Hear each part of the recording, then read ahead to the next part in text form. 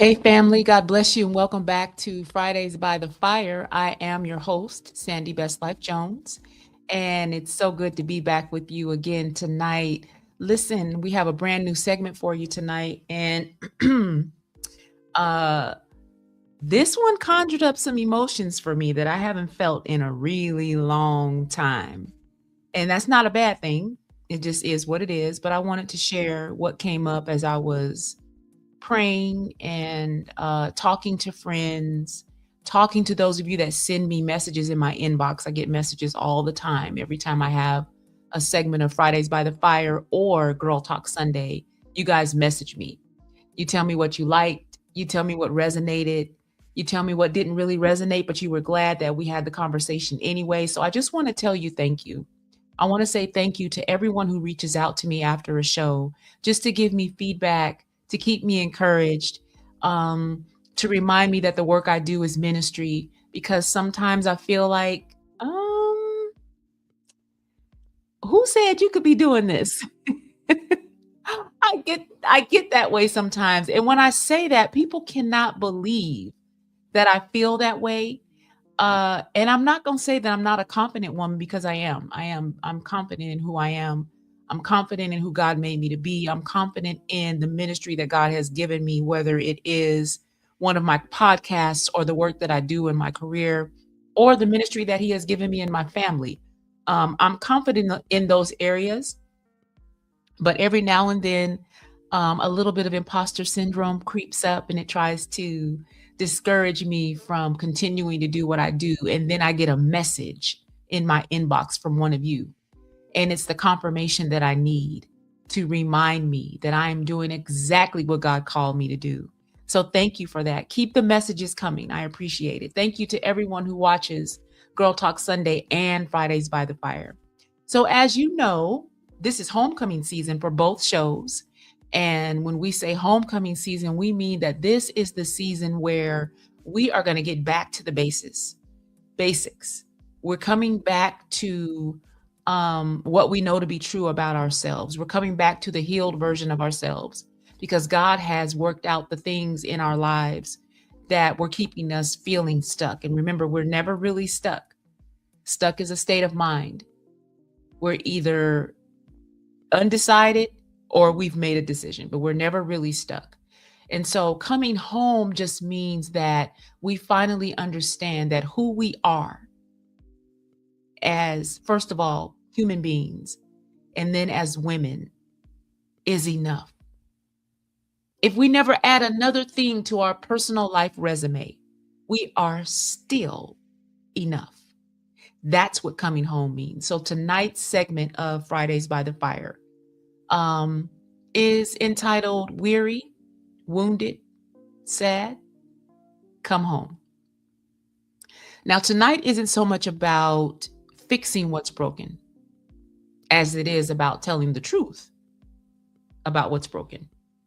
And truth is, some of you are weary, and it's not because you haven't had any rest, but it's mainly because you've been carrying things you were never meant to carry by yourself.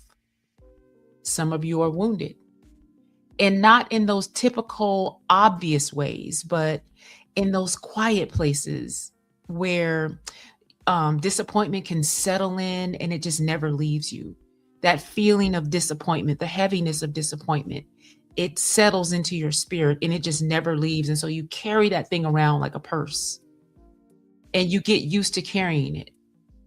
So much so that you sometimes you even forget where the weariness came from because you've been carrying it for so long.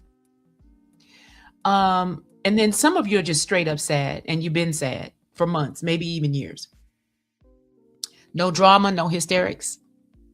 Still smiling, still going to work, going to church, hanging with your friends, doing what you do, but your heart is heavy in ways you don't have language for. And I have been there.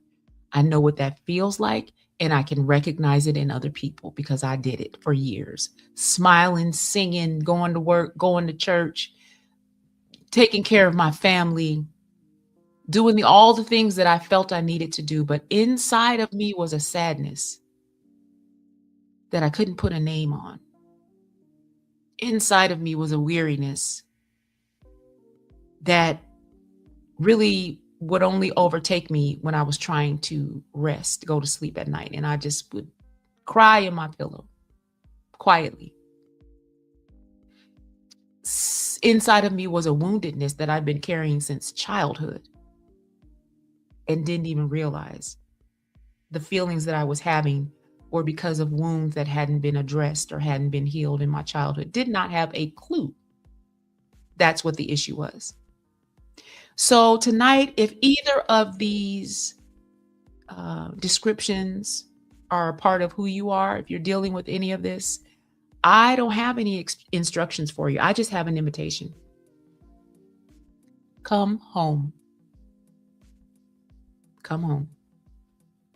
So let's get into it. We're going to look at weariness.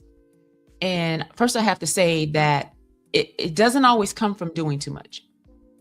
Sometimes it comes from carrying too much.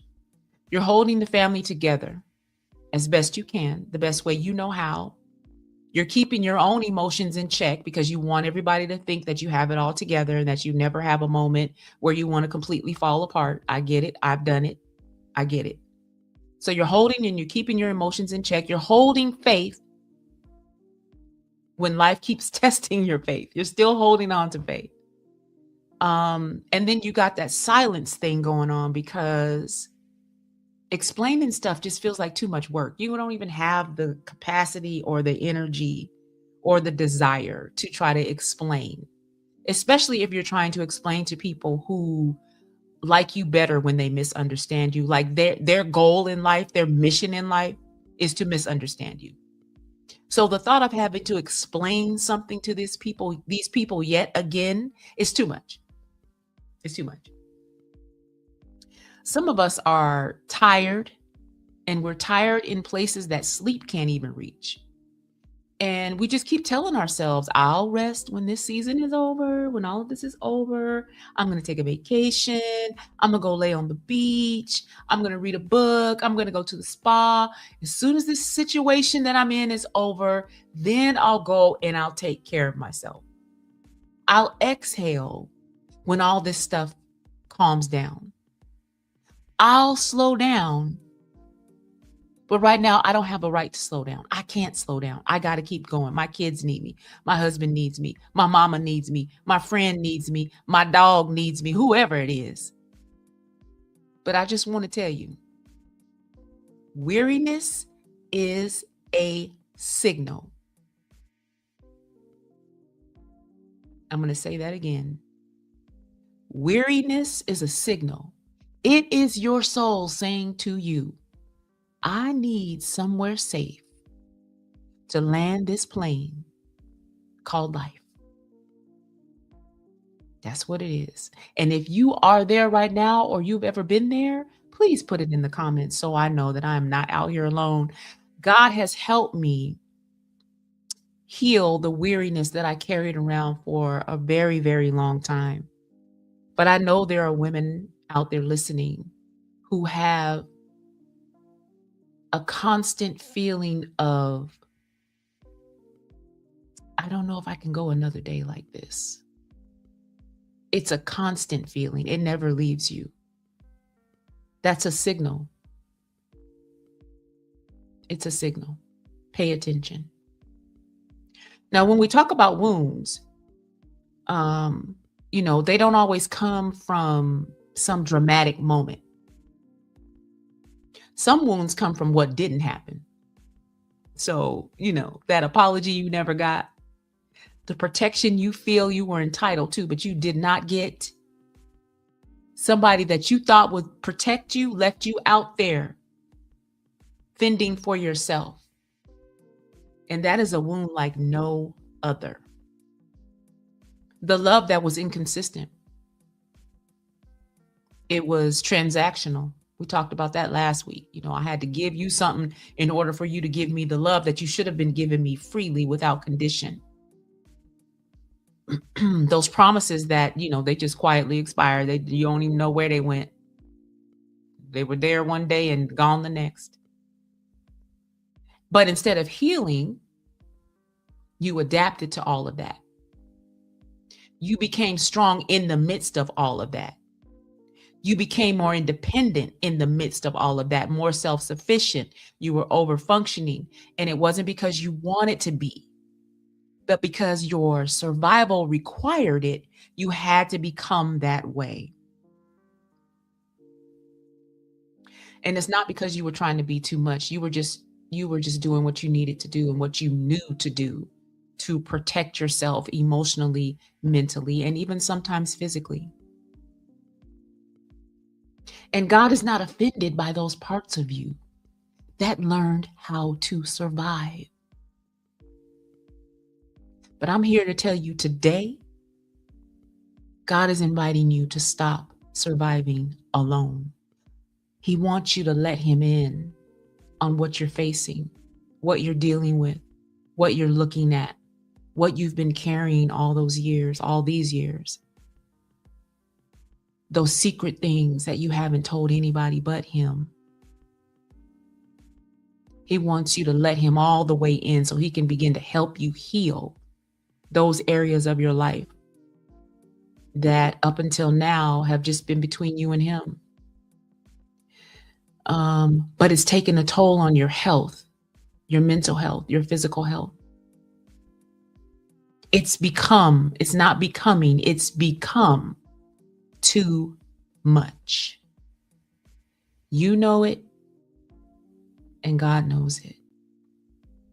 And I want to tell you that it's okay to acknowledge that it's too much. Even if you're not really ready to face it or deal with it, it's still okay to acknowledge this is too much. Now let's look at what sadness can be for some of us. It doesn't always come with a story or, some headline or some announcement. It's not always this big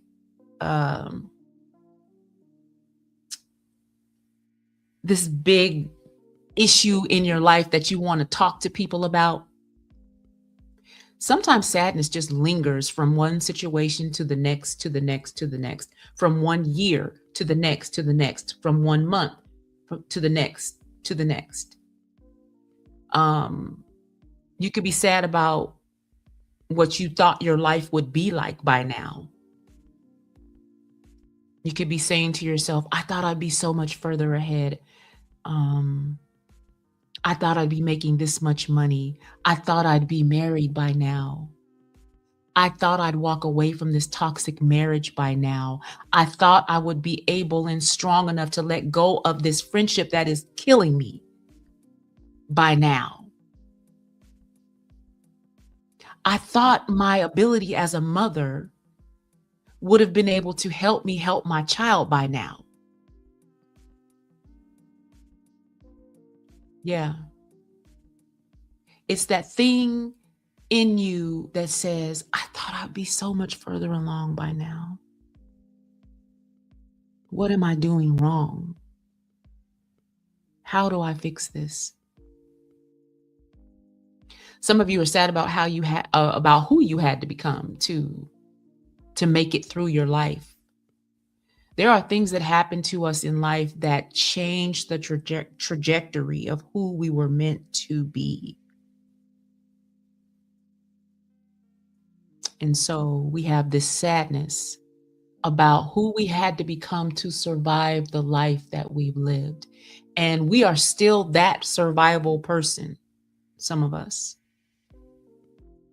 We're still in that survival mode of life where I gotta keep swimming. If I stop, I'm gonna drown in this. I gotta keep going. And then there are some of you that are sad about the version of you that you think never got a chance to exist. And notice I said you think that, because as long as you have breath, you have an opportunity to reinvent your life. But when you sink into that feeling of thinking, I'm never going to be the person that I have always wanted to be. That adds another layer of sadness, weariness. It's just another layer. It's layer on layer on layer because of your perspective, your mindset about who you are. And so you say, I'm grateful though. Life could be so much worse. I'm still functioning. I'm still getting up every day doing what I need to do. So I really don't have a right to complain. Yes, I know I've been grieving for 10 years, 20 years, 30 years. I know that in my mind, because grief isn't always demonstrated in a dramatic way. Sometimes it's just unresolved. And it leaves that ache in you where joy used to reside. But that grief has set up shop in your spirit. And some of you have gotten to the point where you just don't believe you can ever be healed of that. You don't believe that God can help you release that. I'm here to tell you, you are wrong. God can help you heal that. He can help you release that. So then the question becomes, are you willing and are you ready? Let's look at what the scripture says in Matthew 11:28. And I believe this is the message version. Are you tired, worn out, burned out on religion? Jesus says, come to me, get away with me, and you'll recover your life. Notice he doesn't say, go somewhere and fix yourself. He doesn't say, go somewhere and explain yourself. He just said, come. Come to me, get away with me, and you'll recover your life. So this last part 4, it just simply says, come home. And, we know because we've been talking about homecoming season since season 5 of Girl Talk Sunday started, and season 2 of Fridays by the Fire started. We know that home is not a place where you need to put on a performance. Home is where you can put down what you never should have been carrying in the first place. It's where your body can relax.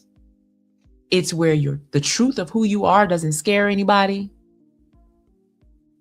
It's where God doesn't require you to keep that mask on that you've been wearing all these years.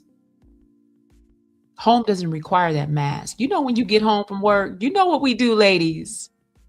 You know what we do. We start getting out of our clothes. If our head is wrapped up, we unwrap it, whatever it takes to get free. When we get home, that's what we do. Well, you can do this with your homecoming season too. You can put that mask down because you don't need it. God doesn't require it of you, so you shouldn't be requiring it of yourself. And anyone that requires you to wear a mask to accept you, you might want to question that connection. Take a look at it. See what's in it for them. And what's been in it for you. And 2, coming home doesn't mean you failed out there. It just means you're wise enough to stop pretending that you're okay. It doesn't mean you're a failure. It just means, okay, I'm about to tell the truth about this thing because I cannot heal what I don't allow myself to feel, and I cannot correct what I keep refusing to confront. So homecoming for us this season looks like telling the truth about how you feel. It looks like rest without guilt. And it looks like letting God meet you where you actually are. because you're choosing honesty over appearances. And coming home to who you are and the you that God created, it requires honesty. Not honesty to other people, but honesty to yourself. It requires you to be honest with yourself, to tell the truth to you about you. So, in my closing tonight, I want you to know that you don't have to be strong, you don't have to be productive, you don't even have to do what it takes to be healed right now. You just have to be honest about what's really going on in your life and how you really feel about what's going on in your life. It's time to get clear. It's time to get real. It's time to be honest. And you don't have to tell anybody. You can keep it between you and God if that's what you want to do. But I'm inviting you in this homecoming season to begin to tell the truth about who you are and what's hurting you. If you are weary, come home. If you are wounded, come home. If you are sad, come home. Come home where God is not asking for perfection. He's simply opening the door.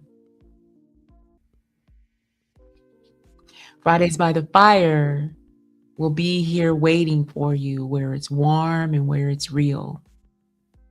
I thank you so much for joining me tonight.